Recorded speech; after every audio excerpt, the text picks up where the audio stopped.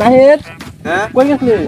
এই যে যাই গাড়িতে তেল নাই ওন গাড়িটা যেন দৌড়ায় এমন আমি গিয়ে তেল আনছিলাম ও পেট্রোল আনছ? হ্যাঁ ও আচ্ছা জায়গাতে দর্শক ভাইয়েরা, আপনারা দেখছেন এখন আমি কানা টিভির পক্ষ থেকে বলছি মোহাম্মদ সাকিবুল ইসলাম।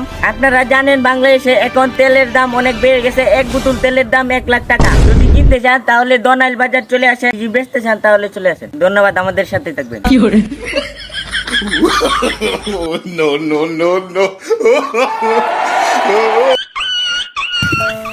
হালার করে হালা বান্ধির পথ নদীর ফুটে আবার 1 লিটার তেল আনছি নদীর পথ বান্ধতে কত কষ্ট হইরে নদীর ফুলা তেলটা রয়ে গেছে গামান যাচ্ছ ট্যাঙ্কির ফুলা সোহালের ঘুম হারাম হয়ে গেছি সোহালে গেছি একদিন সোহালে গেছি আজ সোহালে আইছি বান্দির পর তুই হাসরের দিন টেকে থাকবে নদীর পথ